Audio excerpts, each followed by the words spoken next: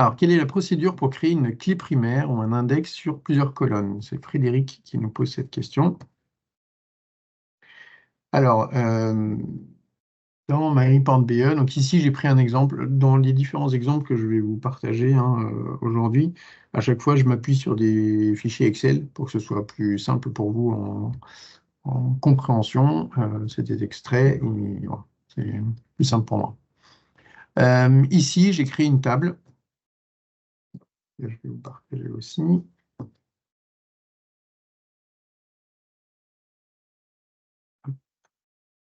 Je suis bête, hein. J'ai trois, donc c'est pas forcément le cas d'usage de Frédéric, hein, mais j'ai trois identifiants, 1, 2, 3, un autre identifiant avec ABC et puis X, Y, Z. Le sujet de Frédéric est de dire, moi, il y a un identifiant unique de ce uplay, ce serait de concaténer les trois champs et de faire une clé primaire sur ce champ-là. Mais vous avez aussi, donc ça peut être, c'était le retour que je n'ai pas forcément copié dans la slide, mais ça peut être un peu long à faire et un peu, voilà, pas forcément optimal. Vous avez la possibilité, dans MyReport Data, de faire des clés primaires composites, où vous avez juste à sélectionner les champs sur lesquels vous voulez faire la clé primaire. Donc là, j'ai pris ID1, ID2, ID3, j'ai pris les trois sur lesquels j'ai défini l'index clé primaire. Lorsqu'on fait un ETL sur ce modèle, la clé primaire va bien intégrer les trois champs, mais il n'y aura bien qu'une seule clé primaire qui sera générée. Pour vous en faire l'illustration, ici j'ai pris donc, un outil qui s'appelle dbeaver, donc qui permet de faire de l'exploration de bases de données. Là, c'est sur du Firebird en l'occurrence.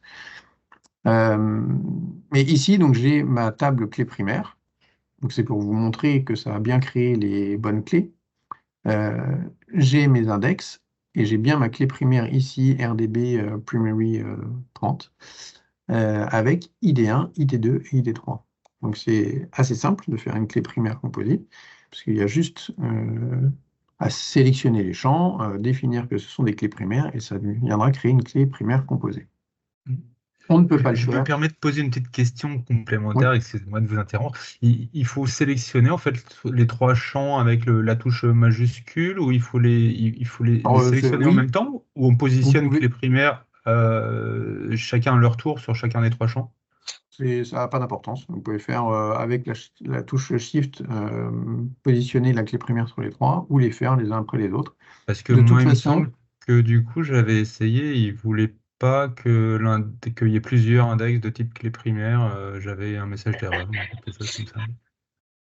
Non, a priori, ça marche bien. Ou alors c'était ouais, pour en tout peut-être pour cas, un index normal, j'avais essayé, et j'avais mis le même nom d'index normal et il voulait pas, il me disait que le nom de l'index devait être unique, des choses comme ça fonctionnait alors pas. Mais si vous dites que ça c'était la fonctionne, suite. ok. Effectivement, c'est la suite, c'est que ça fonctionne sur les clés primaires, ça ne fonctionne pas sur les index. D'accord. Vous ne pouvez pas Alors faire c'est un peut-être pour index ça. composite sur plusieurs champs. Merci. Donc vous êtes obligé de Ouais, concaténer les champs pour pouvoir faire un index sur le uplay. D'accord. Par contre, sur la clé primaire, ça fonctionne. Et pour l'ordre du coup des champs qu'il va prendre pour composer la clé primaire, ce sera dans l'ordre dans lequel ils sont dans les champs de destination.